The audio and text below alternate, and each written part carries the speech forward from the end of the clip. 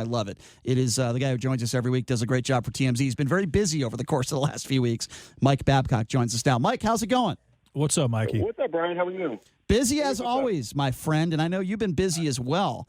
Yeah, we're just actually working on something here, baseball related. As a matter of fact, that and this hurts me as a Yankees fan, but Domingo Germán is being investigated.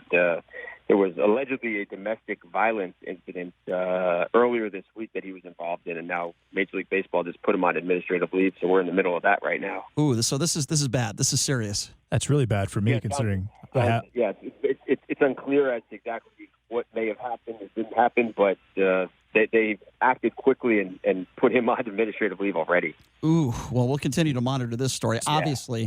Obviously, I'm going to ask Mike Babcock about Antonio Brown because this is a big story and it seems to be ever-changing. First of all, can you give us a Fartgate update? What is going on with that story about his doctor and he farts in his face? Now the doctor's suing him for almost $12,000. What the hell is going on there? Yeah, it's crazy. Who would have known? Who would have thought that when we put this video up a couple months ago that this was going to turn into a lawsuit and these guys are at war with each other over the fart? If you go to TMZ Sports, you can see the video. He farts. I mean, a couple times. But you see on the video, the doctor didn't seem like he cared.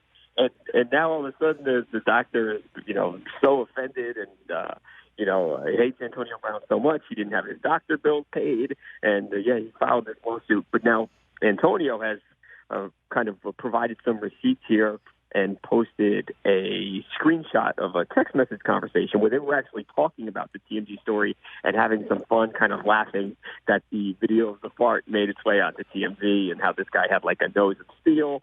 So at least from the text message, it didn't seem like the doctor, at the time at least, was very offended by what Antonio did. So we know that, that woman who came forward, the first woman, she's not filing criminal charges. And then we have another woman that comes forward, the artist who was doing a mural, I believe. And the NFL has come out and said that they're not going to really basically do anything, right? But now the police are involved, right? And you guys had a story up saying, look, police have talked to this first alleged victim. Tell us a little bit about that. What's the latest there? Right. So these allegations were alleged to have occurred in two different places, in Pennsylvania and in Florida. Now, the stuff that allegedly happened in Pennsylvania, which was in 2017, there's a statute of limitations like there is everywhere, and those have passed. So when Brittany Taylor filed the lawsuit, prosecutors in Pennsylvania reached out to her. They were, previously were not aware of these allegations, but once the lawsuit got all the attention that it got, they obviously became aware. They reached out to her attorney and they had a conversation, and they determined then that there was really no avenue for them to investigate, and if they wanted to, then to charge just because the statute of limitations had passed. Good news for Antonio Brown there. Where he's not out of the woods is in Florida because Florida is where this woman says that he forcibly raped her. And the statute of limitations on rape is much longer. So that allegedly happened in 2018. If police who have not yet, at least from what I'm told, have not yet reached out to Brittany Taylor or her attorneys, but if they do reach out and they do see fit that this crime did occur, they could charge him with rape. So he got a bit of good news when he found out that they couldn't do anything legally in Pennsylvania, but in Florida, where the more serious charge obviously is with the rape, he could face a rape charge if they were to investigate and then charge him. Wow. Okay, so let me ask you this. You guys have covered, sadly, a lot of these cases with issues with domestic violence, particularly the NFL. So let me get your professional opinion on this. Do you think that he will be suspended at all, whether it be this year or next year? I would imagine if anything happens, it would probably be this year. Do you think in the end the NFL will do anything here?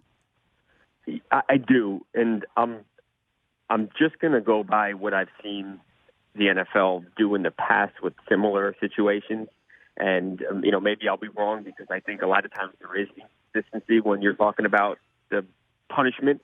But if you remember Ezekiel Elliott, what was less than 2 years ago now, there was a woman who claimed that, that she was the victim of domestic violence at Ezekiel Elliott's hands, and Ezekiel Elliott was not arrested, was not charged, and he was still suspended. And I think what you have here is a very similar situation. I think there's similar evidence. And so if the past is any indicator of what's going to happen in the future, I think they will do something. I mean, they had a meeting with this woman and her attorney on Monday, and they talked to her for 10 hours. And, from what I'm told, I think she came across as pretty credible. And I think because of that, I think they will take some type of action. I don't know if it'll be, 6 or 8 games. I don't know if it'll be that stiff of a penalty. At but least I several. think Yeah. they will do something, yes. Yeah, I tend to agree with you. If you're just joining us, Mike Babcock from TMZ Sports.